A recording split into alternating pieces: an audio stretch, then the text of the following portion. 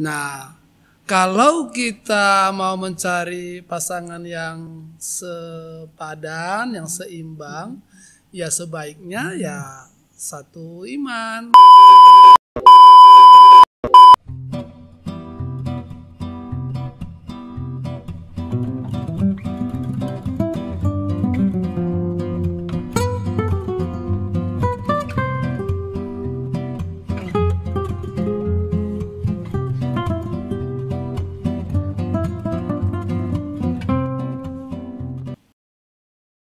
Shalom, welcome to Ngobat, ngobrol bareng teman seiman.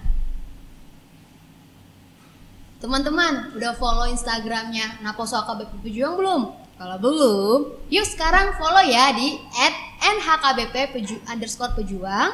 Dan jangan lupa like, share, dan komen ya YouTube Naposo HKBP Pejuang. Oh ya, gereja kita juga punya Instagram loh di @hkbp Pejuang.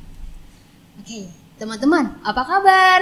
Pasti luar biasa ya, pasti dalam keadaan sehat dan tetap jaga kesehatan juga dan kebersihan juga supaya kita tetap dijauhkan dari virus-virus yang tidak baik. Nah, kali ini saya Sari Sinaga yang akan membuatkan podcast Naposo HKBP Pejuang dan ditemanin sebagai narasumber juga, yaitu ada Amang. Halo, Pendeta Bernard Pasaribu. Halo. Halo. Mang, apa kabar? Sehat, Sari, sehat. Sehat luar dalam ya, Mang ya? Iya, sehat, walafiat. Walafiat ya, Mang, puji Tuhan.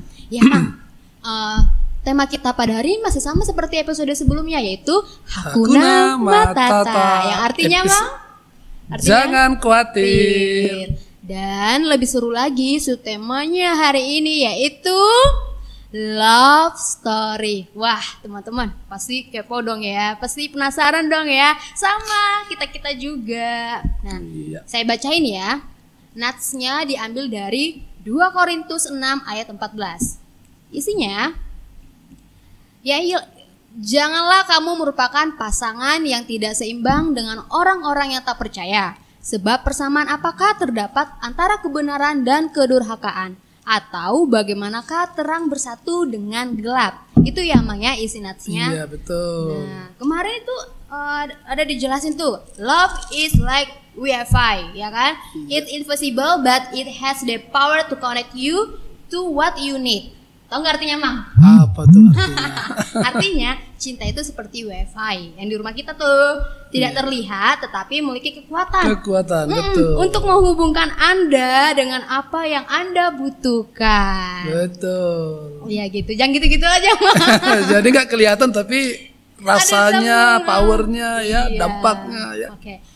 Supaya untuk mempersingkatkan waktu kita ya. Iya. Banyak nih pertanyaan dari teman-teman. Sebelumnya terima kasih ya teman-teman sudah ngirim pertanyaan. Boleh. Nih kita jawab ya. Kita mulai. Udah siap belum? Oke, udah siap ya. Yang pertama, Amang udah siap jawabnya? Siap dong. Siap. Nah. Ini Amang. Cinta itu buatan Tuhan. Betul. Agama ciptaan manusia. Iya. Kenapa terkadang agama menjadi alasan atau penghalang dari cinta tersebut? Tuh, apa jawabannya, Mang? Iya, cinta itu buatan Tuhan, agama buatan manusia. Tapi agama bukan ciptaan Tuhan, Iya. ya kan? Jadi kenapa agama menjadi penghalang? Karena agama itu kan berkaitan dengan keimanan. Iya, Ya. benar. Berkaitan dengan keyakinan. Berkaitan dengan apa yang kita percaya sebagai Allah kita, sebagai Tuhan kita, sebagai yang kita sembah. Nah, kalau kita mau mencari pasangan yang sepadan, yang seimbang, ya sebaiknya ya satu iman. Satu iman. Iya, satu keyakinan, satu kepercayaan, supaya kita bisa bersama-sama di dalam melakukan ibadah kita, dalam berdoa, dalam melakukan aktivitas spiritual kita. Jadi itu sebabnya dianjurkan kalau boleh ya seiman. Seiman ya, Mang Iya, ya. gitu. Oke, teman-teman sudah dengar ya? Iya. Ya. Oke, pertanyaan selanjutnya. Bagaimana cara meyakinkan bahwa dia adalah jodoh dari Tuhan selain berdoa? Iya, kita bisa yakin seseorang itu adalah jodoh dari Tuhan dari proses yang kita lalui bersama dengan dia. Oh, prosesnya gimana tuh, Mang? Gitu. Jadi kan Tuhan itu ikut campur tangan sesungguhnya di dalam menentukan jodoh kita. Karena sebenarnya pasangan kita itu adalah seseorang yang dianugerahkan Tuhan. Jadi sebelum kita sebenarnya lahir, ketika kita terlahir Tuhan sudah sediakan pasangan kita. Wah, Tuhan baik banget ya, Mang ya. Makanya kita akan menemukan jodoh kita itu kalau kita ikut di dalam proses Tuhan itu. Tuhan akan selalu kasih cara untuk kita bisa melihat bahwa itu adalah jodoh dari Tuhan untuk kita. Lain kalau kita paksakan diri kita ya, kita membuat kriteria kita gitu. Nah itu yang kadang-kadang orang kecewa karena dia pikir itu jodoh dari Tuhan, padahal sebenarnya kriteria dia yang dia paksakan untuk menjadi jodohnya. Lalu nanti di dalam perjalanannya ternyata tidak langgeng. Karena apa? Karena bukan itu yang sesungguhnya yang disiapkan Tuhan untuk dia, tapi itu adalah keinginannya saja gitu. Apalagi kita banyak lihat ya kejadian pacaran bertahun-tahun Iya. tapi ujungnya enggak jodoh. Betul. Oke. Selanjutnya pertanyaannya, di usia berapa sewajarnya pemuda-pemudi menggumulkan tentang pasangan hidup? Tuh, Mang. Iya, jadi kalau bicara usia sebenarnya itu misteri dari Tuhan ya. Ada yang dapat jodohnya itu cepat. Iya. Ada yang ketemu jodohnya itu lama dia menunggu. Tapi kalau bicara ideal sih ya menurut Amang ini ya, kita itu menikah atau membuat hubungan yang lebih serius ke jenjang pernikahan itu sebaiknya di usia antara 25 ke 30. Oh, 25 Karena di situ 30. kita sendiri sudah mencapai titik matang ya. Yes, berarti sari banget ya 25. Betul. Amang sendiri Usia di berapa? usia 30.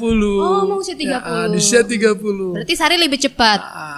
Tapi ada juga orang yang sudah menikah di bawah 25. Ada yang menikahnya di atas 30. Ya, itu juga kan tergantung masing-masingnya. Tapi kalau kita bicara ideal, Yes. supaya keluarga itu juga jangan nanti Keturunannya mengorbankan dia udah tua, anaknya masih kecil, ya jangan juga terlalu tua lah. Yaudah. Tapi jangan juga terlalu muda, nanti takutnya belum matang, belum dewasa ya. Yang penting idealnya itu usia 25 sampai 30 ya 30 teman-teman. ya itu menurut Amang lo ya, tapi itu idealnya. Iya, gak apa-apa. Dan undang-undang kita juga kan di kisaran itu, jangan di bawah 20 lah. Benar, kan gitu. benar. Iya, oke. Pertanyaan selanjutnya, Mang udah siap? Boleh. Masih semangat? Boleh minum dulu, Oh, Mang? boleh. Oh iya Kita ini minum dulu, Mang. AKBP ya. HKBP. Oke. Seberapa besar peran Tuhan dalam mengiringi kita dalam mencari pasangan?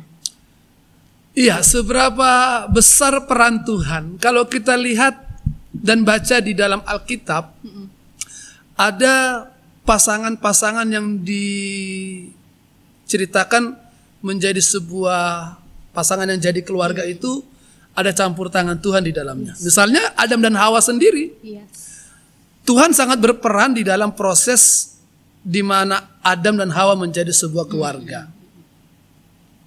Tuhan menciptakan Hawa dan mengantarkan Hawa kepada Adam dan Tuhan membangunkan Adam.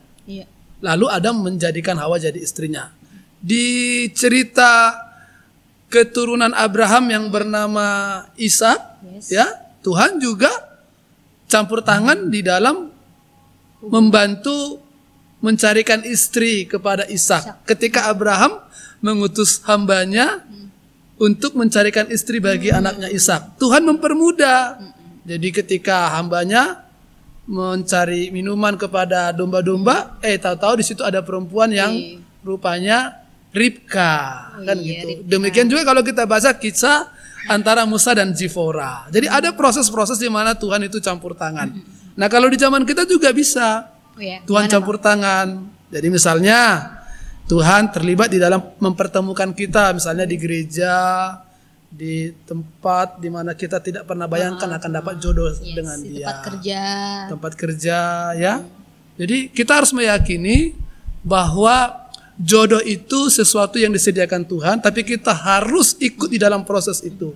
Tidak boleh hanya menunggu saja, ya. Nggak boleh hanya Selain menunggu berdoa, saja. kita juga harus bergerak, ya, baik dari sisi laki-laki Dan maupun dari sisi perempuan. Tuh teman-teman perempuan ya, kita juga harus bergerak. Ya, coba kalau laki-laki misalnya, kalau si Adam nggak bangkit untuk mengungkapkan perasaannya dan menjumpai, atau kalau perempuan tidak menebarkan Pesonanya. ya, coba kalau lihat ciptaan lainnya, bunga misalnya. Bunga. Ya, Tuhan kasih bunga itu pengharum. Jadi dia menyebarkan aroma supaya lebah-lebah datang kan? Iya, benar-benar. Atau kalau misalnya kita lihat ada burung yang dia bisa membuat Yang bulunya warna-warni supaya menarik pasangan atau mengeluarkan suara-suara menarik pasangan. Jadi nggak bisa juga kita mengatakan Tuhan akan memberikan jodohku, tapi kita bersembunyi, kita diam-diam saja, kita nggak kasih sesuatu ya itu untuk bukan perempuan. berarti kita perempuan yang kulitnya hitam harus operasi kulit Enggak putih, bukan juga. ya, perawatan, Inner perbaikin beauty-nya, diri gitu. ya. Iya, Begitu. oke. Saya yakin Tuhan ada dalam proses itu ya. Ya, amin. Oke, pertanyaan yang terakhir nih teman-teman. Loh, udah langsung terakhir nih. Iya, lebih pertanyaan lebih seru. Pasangan sepadan itu seperti apa? Apakah identik dengan kesamaan atau justru sebaliknya nih, Mang? Ya, jadi yang sepadan itu gini. Kalau kita melihat sebuah sendal ya. Sendal itu yang menjadi pasangannya yang sama dengan dia atau yang cocok dengan dia? Yang sama dengan dia? Enggak. Oh, enggak. Iya. Sendal sebelah kiri enggak pernah sama dengan sendal sebelah kanan. Tapi sendal sebelah kiri dia pasti cocok dengan sendal sebelah kanan.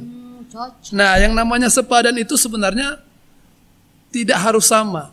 Tidak harus sama. Laki-laki tidak harus sama dengan pasangannya. Kalau pasangannya sama berarti pasangannya laki-laki. Kalau perempuan pasangannya sama berarti itu perempuan. Tapi yang sepadan itu laki-laki dengan perempuan itu equal, saling melengkapi, saling menyempurnakan, saling memenuhi ya, dan saling menolong. Itu yang namanya sepadan. Jadi bukan berarti harus satu suku juga, bukan harus satu etnis juga yang artinya sepadan, tapi dia harus saling melengkapi. Sepadan di dalam iman kata firman Tuhan kan. Jadi harus bisa sama-sama untuk membawa menjadi lebih baik itu dalam kehidupannya.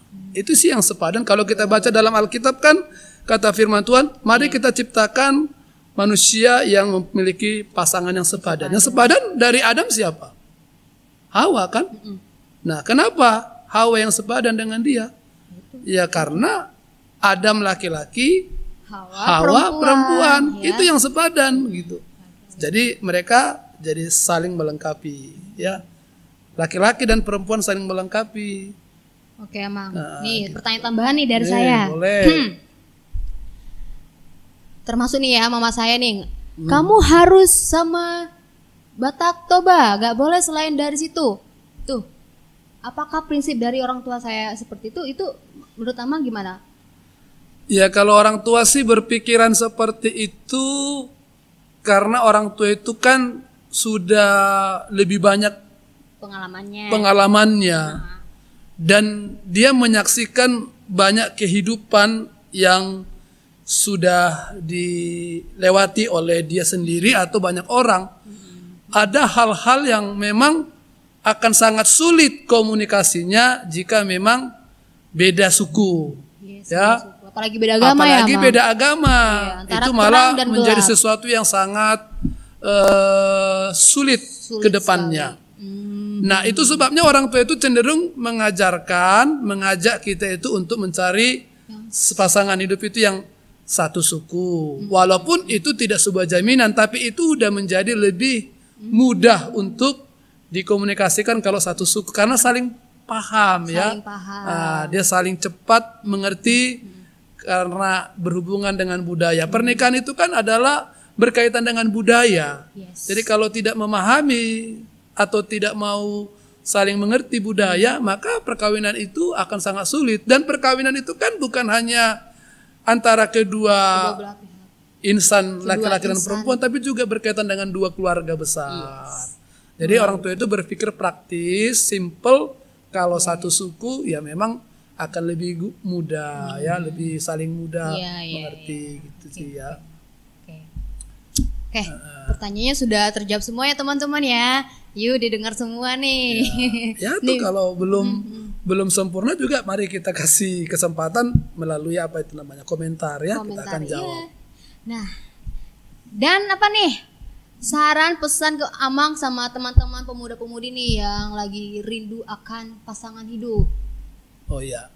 Nah, kepada teman-teman pemuda atau pemudi dimanapun berada, pertama percayakan pasangan hidupmu kepada Tuhan dengan doa dan tetap berusaha memberikan energi yang positif dari dirimu untuk boleh dilihat oleh pasangan atau lawan jenismu sehingga engkau mempunyai daya tarik begitu.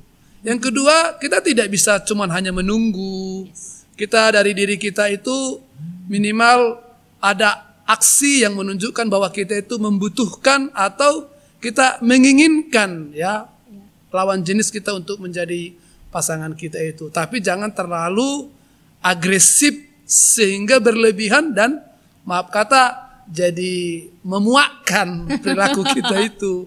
Kalau boleh tetap di dalam norma yang baik lah. Karena kita juga punya etika ketimuran kan. Bagaimana perempuan, bagaimana laki-laki menempatkan dirinya di dalam mencari pasangan itu. Jadi jangan terlalu juga mengejar karir dan terus karir itu sangat baik. Tapi ingat tahapan-tahapan kehidupan kita itu ada waktunya kita harus untuk siap untuk menikah. Karena menikah itu juga enggak menjadi penghalang karir kok. Pengalaman saya malah karir itu semakin lebih baik ketika ada pasangan. Karena pasangan itu kan dari awal Tuhan ciptakan untuk menjadi penolong ya, bukan penghambat. Nah, gitu loh ya. Jadi penolong dia. Iya. Jadi itu saran saya sih ya.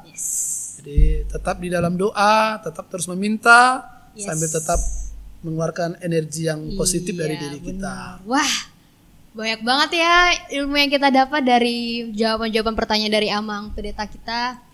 Dan terima kasih Amang untuk kesediaan waktunya untuk join di podcast Naposo kali ini. Oke, teman-teman. Sekali lagi jangan lupa ya ditunggu komennya di YouTube Naposo HKBP Pejuang. Dan jangan lupa like-nya gimana Mang tangannya like, komen dan subscribe.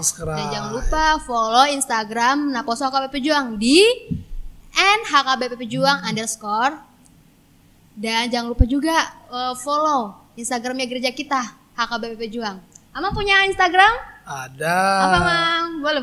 Instagramnya Bernard Pasaribu. Oke, Sari juga jangan lupa ya di @sarinaga.